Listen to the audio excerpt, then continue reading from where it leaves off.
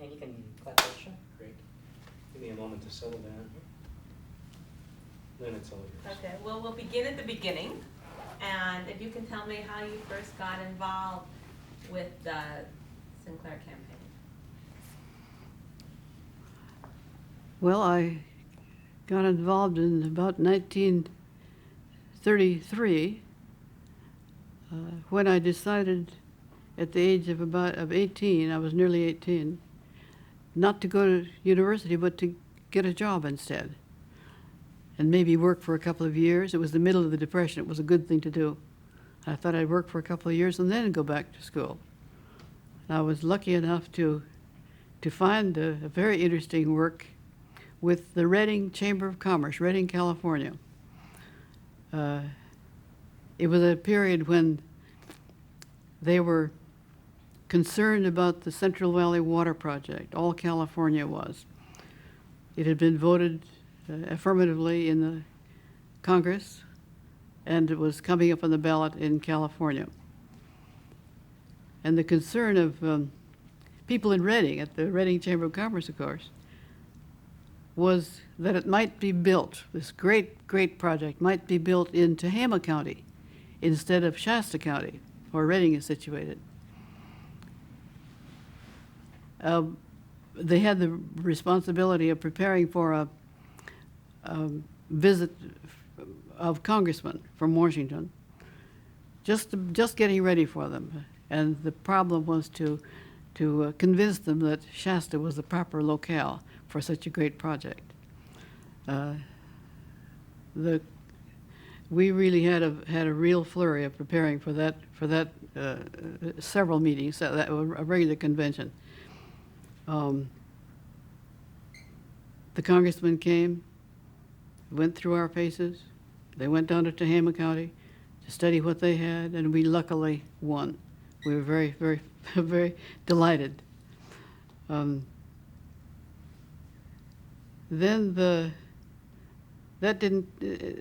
what took me into this type of work, that was utterly fascinating to me. It really was. And the committee turned out to be my board of directors of the little town of Redding. And they heard that there was a young man in Sacramento who was making history. He was apparently a splendid writer, and he was writing a great deal of material for the newspapers on public affairs. And his name was Clem Whitaker. And my committee decided to interview him and see if he could take over our problem from that point. They had him come up, and they were so fascinated with him, they gave him the job of handling the campaign statewide. And we decided, we spent several days concerned with the problems that would confront us, because we were both very young. He was in his early 20s. And we decided that we would handle the campaign together. So we went to Sacramento and opened the office of, we called Campaigns Incorporated. And that was our first brush with a public issue on the ballot. I must say, to finish the story properly, that we won. And under very interesting circumstances. We had, compared with campaigns today, this is almost laughable, but we had $40,000 to spend statewide, for a statewide ballot issue, $40,000. I haven't seen the budget for many, many years, since 1933, but I am interested in getting hold of it and seeing just what did we spend that for. So you were very successful in that, and then you got asked to handle the Miriam for Governor campaign, is that correct? Yes, we were, yeah. And why didn't you take that campaign? We didn't take it because we didn't think he was a good governor. That's right. Can you start that again? Instead of saying we didn't take it. We were asked to manage the Miriam campaign for re-election, and we felt that he had not really been a good governor, and we were very idealistic, stars in our eyes. We thought that we could afford to take the campaigns we believed in and not consider other types of campaigns. That one we weren't against Merriam particularly. He was a nice old man, but he was not a good governor. So when we were asked to get into the Sinclair campaign, the campaign against Sinclair, who was running against Merriam, we demurred a bit on that too, because, for a very different reason, because Clem's brothers, who were all missionaries and ministers and teachers, were very fond of Sinclair. He was a good friend of theirs. And they made it very hard on Clem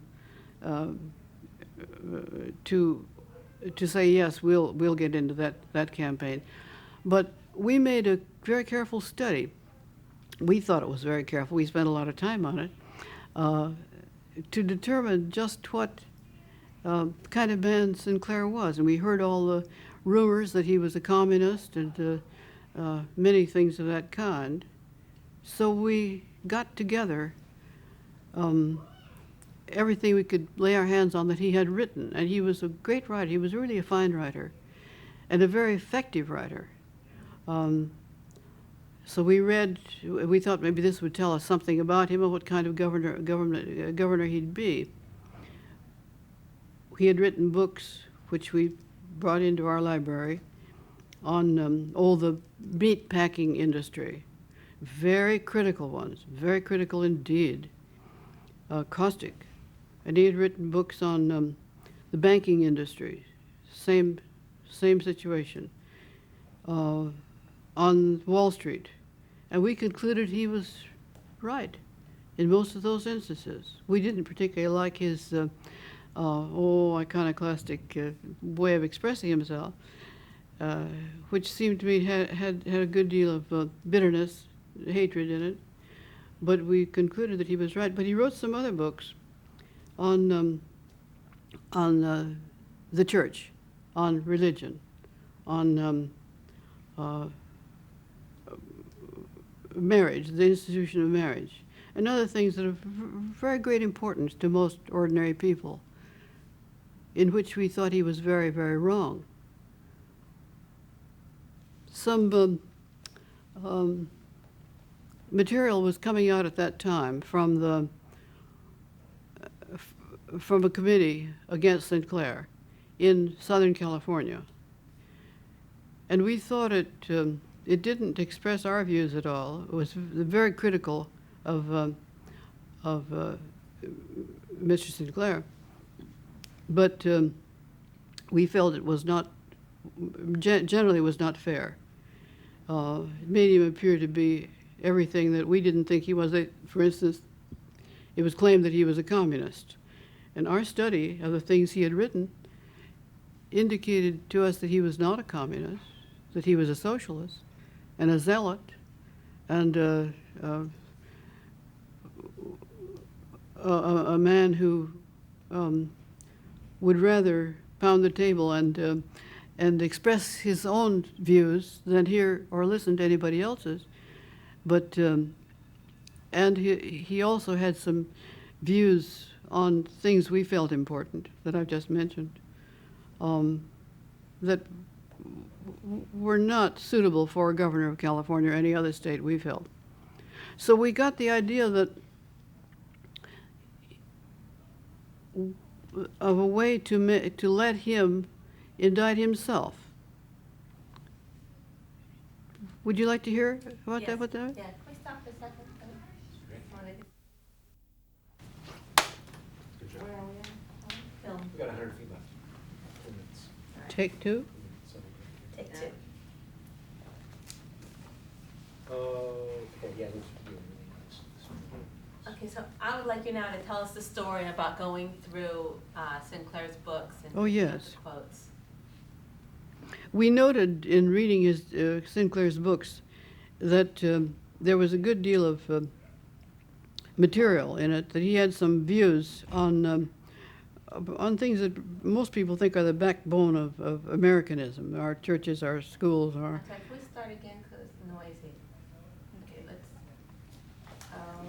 let's just see it.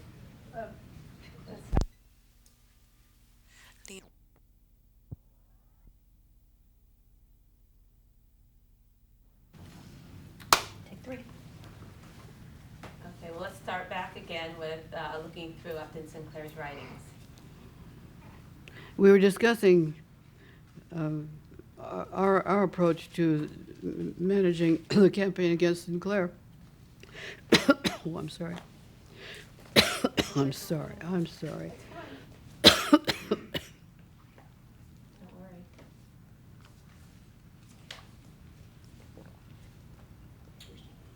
Okay.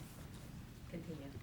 We were discussing Sinclair's books and how his writings affected the attitudes of voters in California. We thought that his books on his own observations on the church, education, on family life, on the institution of marriage and the institution of You want to start again? It's a roll-out. Okay, we have to change film anyway. Take 4. Okay, so we'll go back to let's just start the story again. Shall we just continue that now? Yes. We were talking about the effect of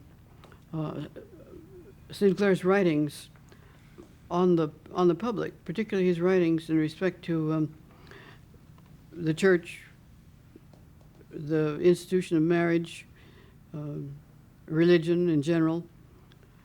And we thought that some of his observations and beliefs were so bothersome to normal householders, normal voters, that we might use those in some fashion in the campaign. We had an editorial cartoonist who worked with us on a number of things. His name was Bill Lenoir. And he was not an ordinary cartoonist. He didn't write funny, ridiculous things. We gave him the direct quotes from Sinclair's books, and he executed some very beautifully done artwork. One that I remember particularly was a picture of a bride coming out of a church. And on her beautiful white dress, we had superimposed a big black blot. And in that, we had in reverse, black and white, we had quoted precisely what Sinclair had said about the institution of marriage. Of course, we recognize that these writings of his, this type of writing, was done, of course. These were done to sell. And they did sell. Apparently they were read everywhere, because people do like to read that type of thing. But they were not suitable for, they did not fit the role of a governor properly at all. And they were very, very widely disseminated. Several of the national news magazines used them to indicate what was being done in California. He said after that campaign that that the blot of Sinclairism, cartoons, did him more damage than anything else that happened in his campaign, because they were built around direct quotes of his. We made every effort to not to take them out of context. And why were they so effective? I mean, I'm sorry? Why were those cartoons so effective? Why did people react to them that way? Do you know? Probably because they were offensive to the deeply felt emotions of most ordinary people. When you talk about disparagingly of religion of any kind, or the institution of marriage, now maybe they wouldn't be so controversial today, because we've gone a long way past that time. But people felt like he was challenging or making fun of their basic beliefs? I believe they did, that in part, and also because so very few people would have agreed with his judgments of marriage and religion. I had a feeling also, however, that when he wrote the book on anti-religion, for instance, he was thinking largely of the type of radio ministers we were just developing in California at that time, such as Amy Semple McPherson. Now he was just as much a zealot in his positions as she was, but people were beginning not to like that type of appeal. Now, how were these cartoons distributed? Did you send them out to the newspapers? They were sent to newspapers, both dailies and weeklies. And you distribute them widely throughout the state? Oh, yes, yes. Can you tell me that? Well, the distribution of we matted the cartoons and sent them to every daily and every weekly in the state.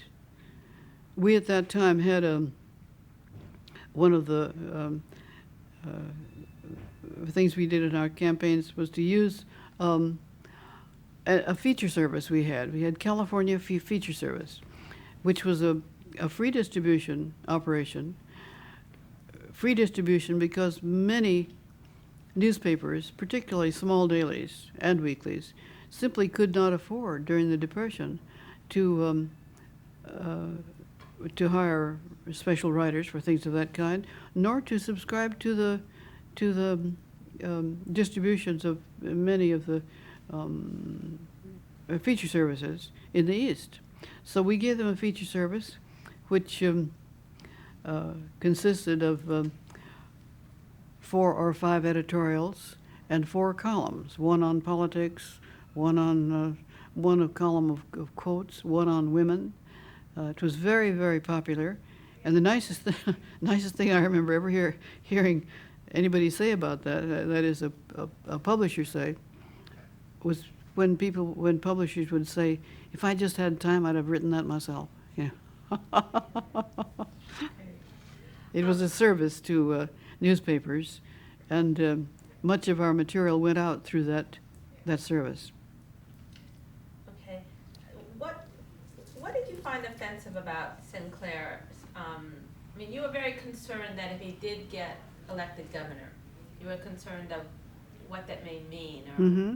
Can you tell me a little bit about what your concerns were? Yes, our main concern was that he was not the caliber of person to handle important state governmental problems. He didn't really know very much about, if he knew anything, about how state government works. He had a program that wouldn't have worked, an agrarian program, returning California to an agrarian situation, which was most out of date. It wouldn't have worked too much among most Californians. It wouldn't have solved the problem. Can you actually tell me that again by referring to that concept of production for use? When you had talked about it at lunch, you were saying that Sinclair's concept of production. His plan for California actually was not a plan at all. It was his position opposing the situation, which was very bad, not only in California but in all the states at that time. And he was very much opposed to it, of course, as everybody was. He wanted to see it cleaned up, but his plan, his so-called plan, was not a plan to correct the situation.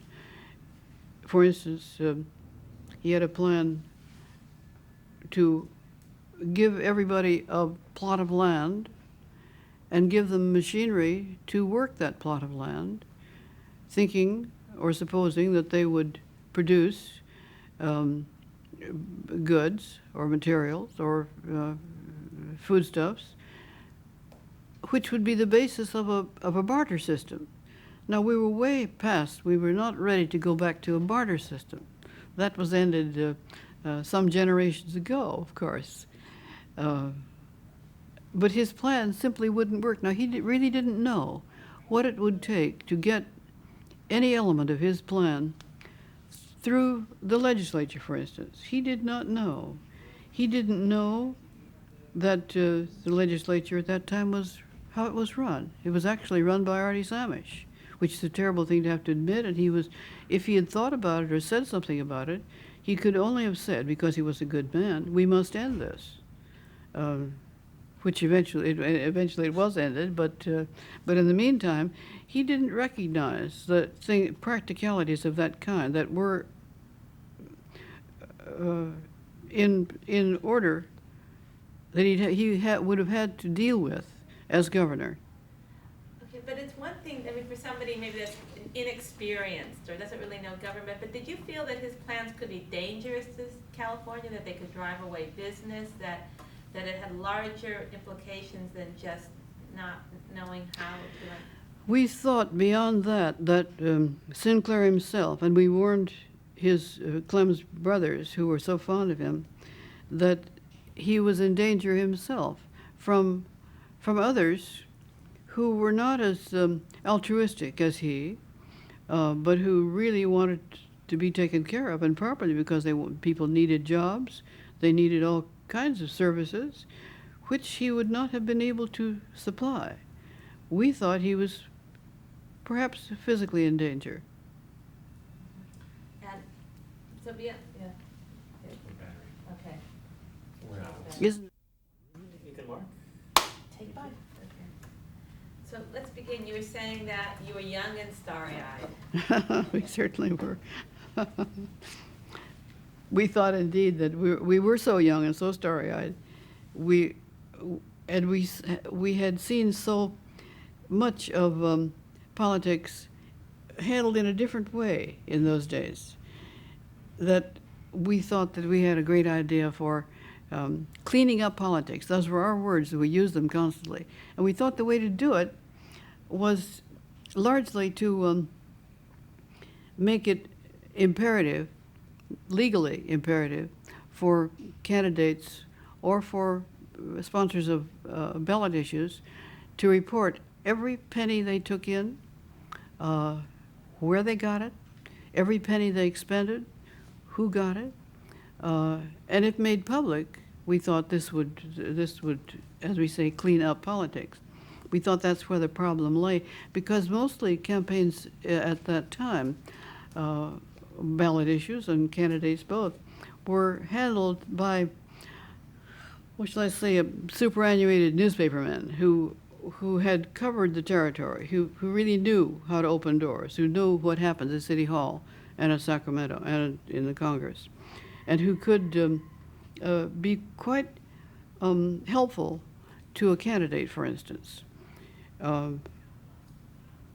Mainly campaign headquarters abounded in currency. I mean, everything was paid in cash. Nobody paid any attention to reporting. We had our good friend, John F. Forbes, which was still one of the largest and most responsible auditing offices. We had, John himself would make our reports for all of our campaigns, did throughout our career. Do you have any idea how much money was raised in the campaign against Sinclair? No, I don't. I wish I did. I haven't any idea, but if you run across it, I'd like to know. I don't even remember, I should remember what our fee was. There were very small fees in those days. I think yours is probably small. I think there's a lot of money raised in Southern California. Yeah, I'm sure that's true, Yeah. and particularly with the moving picture industry involved. I'm sure that Louis B. Mayer himself put a lot of money into it. And with the Hearsts, of course, on the same side, there must have been a lot of money. I don't recall. Isn't that a shame not to have that information? By the way, were you aware of the newsreels that were put out against Sinclair? Newsreels. I don't remember any at all. Okay. That doesn't mean anything that I can't. No. I was going to say in finishing the the observation about what campaigns cost. When we finished the Central Valley Water Project campaign, our office was in Sacramento, and Clem and I both loaded up with all of our information, all of our canceled checks for the whole campaign, our books in respect to it, our reports of where the money came from. Of course, we only had $40,000 to concern ourselves with. All of the information, all the financial information of that campaign, plus the reports from the John F. Forbes Company. We both loaded up. We really had our arms full, and we went across the street to the Capitol, to Frank Jordan's office. He was the Secretary of State and a good friend. He thought we were very, very funny. And we put all that stuff down on Frank's desk. And I didn't call him Frank then. I certainly called him Mr. Jordan. And so did Clem. We were kids. And he took one look at it, and he said, "I haven't got any place to file all that stuff, kids." So we took it all back to our office and sat down and wrote some of the first legislation requiring that he have a Secretary of State have a place to file all that stuff, and that it was incumbent on candidates and promoters of legislation to make a report. Well, it hasn't worked, and you know why it hasn't worked, because the people who make it work, legislators who write the legislation, have to report themselves, and this is a very difficult thing to do. Can we go back onto this back on the Sinclair campaign? I do want to just follow up on what we talked about before, about why you got involved in the campaign against him, and what you described, that you thought he wouldn't be a good governor because he wasn't a politician. Mm-hmm. But did you feel that his policies could have any kind of dangerous effect upon the state of California, upon business coming in? I don't think we thought that through in that fashion. His own views, his own. Okay, yeah. Yeah. I don't think we thought it through in that fashion. That was not our concern. About his personal beliefs were, I must say, just as important to us as any future he might have, good or bad, as governor. We simply didn't think that from his writings and from his speeches, we didn't think that he had the capability of being a sound governor. Okay, great. Did you feel that the Republican Party was in a dilemma at that point? I'm sorry, what did you say? Did you feel that the Republican Party had a dilemma at that point because of the fact that many people didn't like Miriam as a candidate? It certainly did have a problem. As a matter of fact, I don't think I've ever seen a campaign in all the years as stressful, as unsure, as mixed up as this campaign. I think we personally were more supportive of Sinclair than many of his Democratic friends. The Democrats organized a campaign against him, as you are aware, of course. It was a very, very mixed up situation. And yes, the Republicans were just as mixed up as the Democrats. Okay.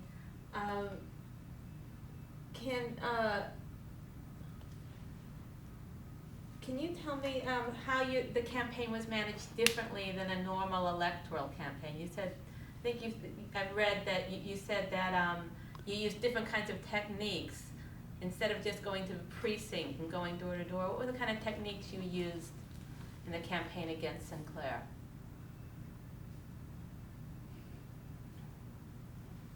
Let's see, what can I say about that? Let's stop for a second. I'm sorry, I may have asked you something that we weren't. What's the major difference? Leone Baxter, take 6 up. Told me that you felt that the Southern were doing things that you didn't approve of, in the campaign against Sinclair. And do you think that they went too far? Oh yes, yes. That was it. Was our concern was mainly as far as the Southern California Committee was concerned, our worry was, our anxiety about things was mainly in their vitriolic attack. It wasn't a carefully thought out use of true information, of facts. It was, what can I say? They really went off at tangents on him being a communist. That was one of the main concerns. And anybody could find out that he was not a communist. They should have known that. And if they knew it, they were wrong, of course, to accuse him of being a communist. I think that a very interesting thing happened in that respect, speaking of the difference of opinion between what they were doing in Southern California and what was being done up here. Frida Kirschway, who was the publisher of the Nation magazine, sent out a reporter. She sent out to Carrie McWilliams, a very fine writer. We didn't agree on much of anything, but except that he believed thoroughly in what he was doing, we believed thoroughly in what we were doing. He became a very good friend, but at that time, his instructions from Frida Kirschway were to flay Whitaker and Baxter, F-L-A-Y, which word interested me when he told us. And I think that she sent him out to do that because she thought that we were managing the campaign and determining the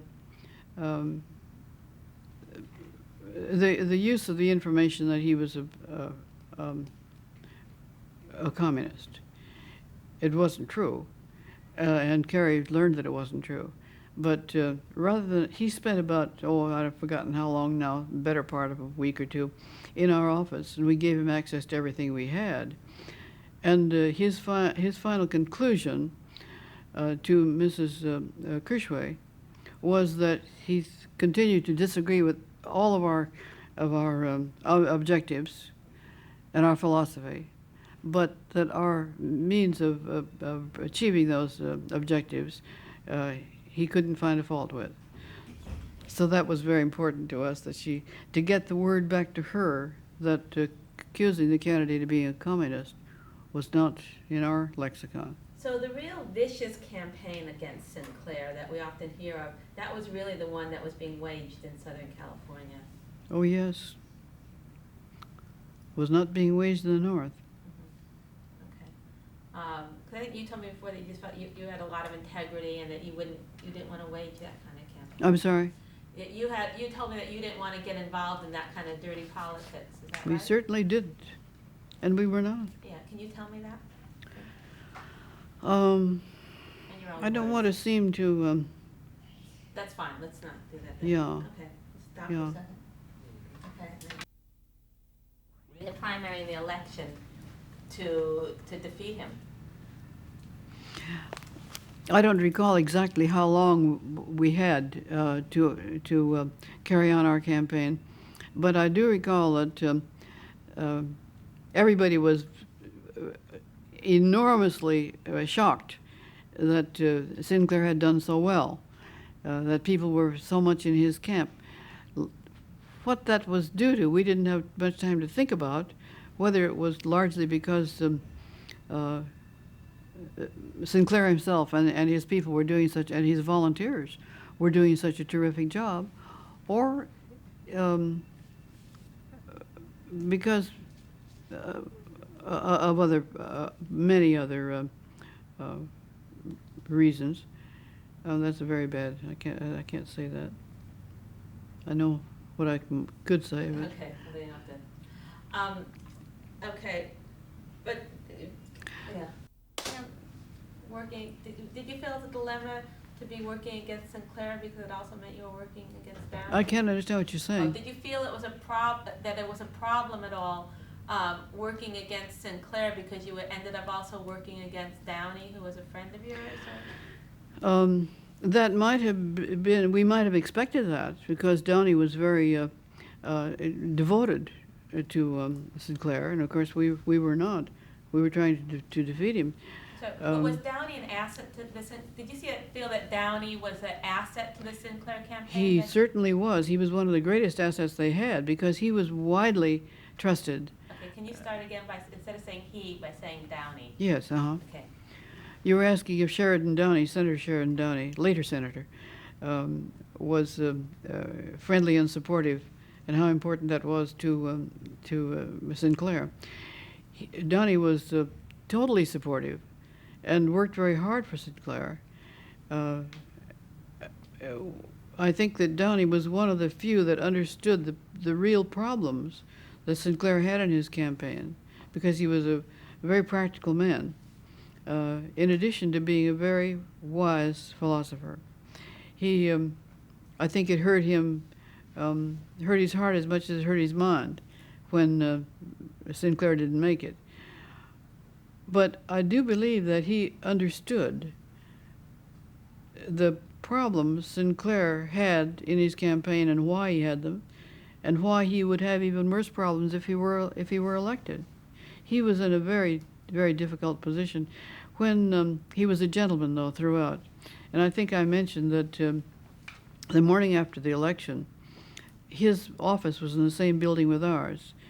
And Sheridan Downey knocked at the door and came striding in with his hand out. He said, "The vanquished greets the victor." And I thought that was an exhibition of gentlemanliness, which you don't see a great deal of these days.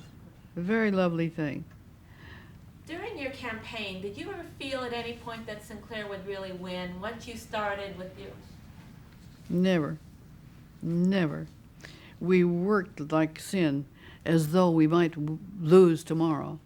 But no, we never had a feeling he possibly could win. Okay, can you tell me that again by saying Sinclair instead of he? Oh, Okay. you're asking if we ever had a feeling that Sinclair might lose. And I must say no, we never had the faintest feeling that he could not be defeated.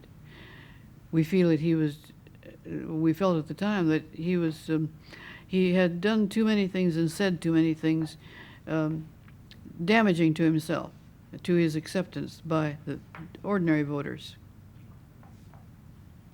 Okay, good. I want you to, well, who did you vote for in that campaign? I certainly didn't vote for either one of those men. Did you vote for Haight? No, I didn't like Mr. Haight. I'm afraid I can't say it. It sounds as though I didn't vote. I can't imagine not voting. I wonder what we did. Maybe our files over at UC would indicate. Did you felt, you were telling me that. That's a very good question. That's the best question you've asked, because I don't know what the answer is, and I must find out. Okay, good. You said it was a time of unrest in California. Were people afraid of what would happen? Was it a feeling overall of like social upheaval and unrest? Yes, it was a time of great unrest, great concern, because there were no jobs. There was no way for a family to maintain itself. Many of the protecting devices we have now, of course, as you know, we didn't have then. And nobody knew what to do. There was, and of course, a political campaign in a situation like that, particularly with great accusations hurled by either side against men who may be your leaders the day after Election Day, didn't contribute anything helpful to that situation. So were people were looking for a voice to kind of save them and to offer them some hope? Nothing could have been more acceptable to people than to have somebody lead them out of that valley of concern and worry and anxiety. They wanted to look to Sinclair. They wanted to look. They were willing almost to look anywhere to find a leader that could save them. It was a very difficult position for the state to be in. Okay, good. I'd like you if you can, to tell me, can you stop for a second? I want to go, going to the Sinclair's literature and hiring a cartoonist and the effectiveness of that tactic.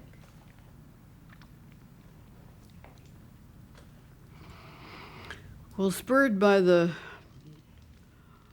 feeling that some of the accusations that were being made about Sinclair, about his being a communist, for instance, we decided that we would have to find out about his positions on public affairs. We'd have to find out for sure whether he was a communist is the main thing we were looking for. So we got hold of all of his writings, his books, his pamphlets, everything we could lay our hands on, and studied them with great care, feeling that that might be the way to identify the truth. We read his pamphlets on the meatpacking industry, on Wall Street, the financiers, on his comments on the church, on Christianity, on the institution of marriage, and many others. And we came to the conclusion that not only was he not a communist, he was a socialist without any question, but that he had some ideas in respect to the lives of normal Americans that were not, that were perhaps more usable in our type of campaign than if we had discovered that he was a communist. So we decided to see if we could utilize by his own, in his own words, his positions that would be important to voters. We had a cartoonist, an editorial cartoonist in Sacramento, whose name was Bill Lenoir, who didn't do funny cartoons, but he did editorial cartoons and did them very beautifully because his artwork was really fine. Bill took quotations from Sinclair's writings and did some artwork, which we felt we could distribute to newspapers and rather broadly to illustrate what Sinclair's actual positions were on the various things. We thought that his own words, his own observations, would be as indicative of his positions and how people should feel about his candidacy as anything that could be said. Bill made one cartoon that I remember very, very well because it was reproduced not only in the California newspapers, but in the news magazines, the national news magazines. This was a picture of a beautiful young bride in a white dress coming out of a church. A lovely, lovely picture, except that she had on the front of her dress a big black blot, which we called the blot of Sinclairism. On this blot, we superimposed precisely what Sinclair had said about the institution of marriage, not taken out of context, is quoted precisely in quotes. Do you think that your work was instrumental in helping to defeat Sinclair? I know it was. He thought so, so I guess that's good enough for me. And you thought you had done really the kind of job that... We thought it a fair job. We thought it fair and reasonable, more so than anybody else's idea about whether he would make a good governor or not. You said your goal was, what was your goal in this in your campaign? To defeat him as governor or to defeat him as a person? Oh dear, I never want to defeat anybody as a person. You were I'm through. distinguishing before between what you were doing in the Southern California, that you were only interested in defeating him as a candidate. right? That was our interest. Our job was to see that Sinclair did not become governor of California. The fact that if he didn't become governor of California, we were stuck with Miriam was just a shame. But in our opinion, it was better. That would be better than having having Sinclair as governor. Okay, great. Do you want to get that last line on film? Okay, that's the problem with cookies. Yeah, every campaign is a challenge and fun. I don't think we've ever had a campaign that wasn't fun. And what's the thrill in a campaign? Winning, making your points, and when you're talking about assisting a million people or 10 million people to make a decision, that's the thrill of it, really. It doesn't make any difference to me if I'm speaking in a group of 200 people in a room. It doesn't make any difference to me if they vote the way I'm going to vote or not. 200 people, but 1 million people, that's what's thrilling.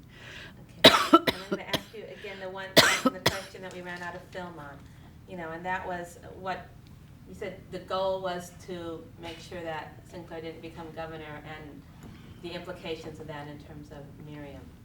So if you can tell, I asked you, what was your goal in this campaign? Our goal was to see that Mr. Sinclair did not become governor of California.